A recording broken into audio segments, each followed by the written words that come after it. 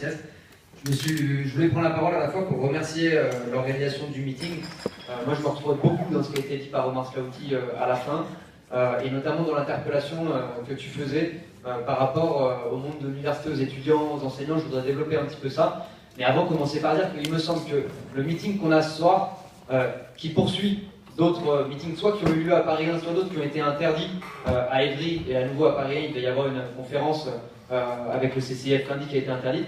Ce meeting-là ce soir, il poursuit les choses, mais il permet d'en rediscuter dans un contexte qui est en train de changer vite et qui n'a absolument rien d'anodin. Ça me semble important qu'on note ça, c'est-à-dire que des policiers de la police nationale qui manifestent de nuit avec leurs armes, en revendiquant l'impunité haut et fort, qui le font masquer, qui le font en cherchant à imposer un trajet, en faisant une démonstration de force, etc., etc.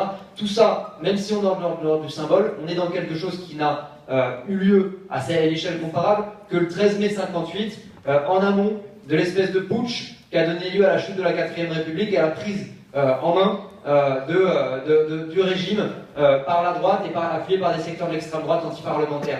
On est face à quelque chose qui n'a rien d'anodin. Et les interdictions de meetings, de conférences, que ce soit pour parler des violences policières, de l'islamophobie, dans notre monde qu'est le monde universitaire, ces interdictions sont en cohérence directe avec ce contexte-là. Et c'est un reflet de la pression que des secteurs de la police qui sont en train de passer à l'action directe, de montrer qu'ils sont capables de s'insubordonner sur la droite. Nous ne faisons aucune illusion, c'est pour leur propre impunité, c'est effectivement pour préparer de nouvelles violences et de nouveaux meurtres dans les quartiers. Cette insubordination-là, elle est en train de mettre une pression énorme sur un régime qui par ailleurs est responsable parce qu'il a lâché la bride, parce que c'est l'état d'urgence permanent, parce qu'ils ont envoyé la répression directement contre les manifestations et parce qu'ils cautionnent. Rappelons-nous du rôle du procureur, la famille d'Adama Traoré tout à l'heure va en parler, mais rappelons-nous du rôle du procureur sous ce gouvernement-là pour maquiller les faits après l'assassinat d'Adama Traoré. Tout ça pour dire qu'on est dans une course de vitesse. Ils ont annoncé l'expulsion de ce qu'ils appellent la jungle à Calais à 8h du matin ce lundi. Ils viennent de sortir une date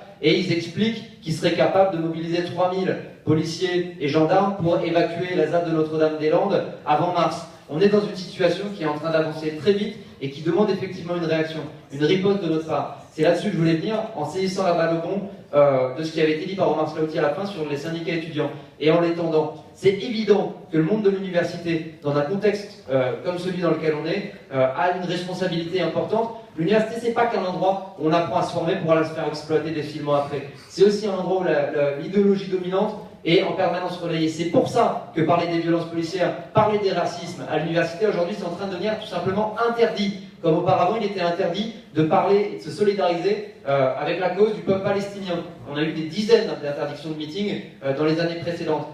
Désormais, ils veulent étendre cette interdiction. Et pourtant, l'université, c'est pas que les présidences d'université. C'est pas que le ministère de l'Éducation nationale et de l'enseignement supérieur. L'université, c'est aussi 2,5 millions d'étudiants, c'est aussi des dizaines de milliers d'enseignants-chercheurs et des dizaines de milliers d'agents, de salariés de ces universités. Et on est une force, et on peut, puisque les policiers osent être en dissidence et montrer qu'ils ont eux tous les droits, je pense que nous aussi on doit réfléchir à quelle dissidence on commence à développer pour monter un front qui résiste à ça, un front en défense des libertés démocratiques, un front contre l'état d'urgence, un front contre les violences policières structurelles, racistes dans les quartiers populaires, qui permettent de dessiner une alliance un petit peu large. C'était le sens de ce meeting, à mon avis, de l'expression Faisons front qui était reprise du meeting de Paris 1, qui avait permis qu'on se rencontre entre la famille d'Adama Traoré, Amal Nentoussi, bon, qu'on se rencontre, c'était pas la première fois, mais qu'on commence à impulser une dynamique commune, y compris avec des secteurs du monde syndical. Ce qui était intéressant, c'est-à-dire la CGT Infocom et Michael Ouamin, qui ensuite nous a invités à parler à nouveau à Amiens dans le rassemblement qu'ils faisaient en soutien contre leur peine de prison ferme pour fait de grève, quoi. Cette alliance-là, je pense qu'à l'université, l'université devrait réussir à prendre une place importante là-dedans. On a énormément de choses qu'on peut faire pour visibiliser, pour donner la parole à des secteurs auxquels la parole est refusée, pour s'exprimer. Alors s'il y avait, ne serait-ce qu'une tribune extrêmement large qui dénonce les manifestations, leur caractère putschiste, leur défense de l'impunité, ces manifestations de policiers qui partent et qui se répandent et qui donnent une voix forte à un secteur qui résiste à ça, ça serait quelque chose qui aurait du poids. C'est une proposition que je fais pour terminer mon intervention, en disant les étudiants, le mouvement étudiant, mais aussi l'ensemble des agents de l'université, y compris les enseignants-chercheurs, qui devraient se mouiller beaucoup plus dans la résistance démocratique qu'il y a à développer.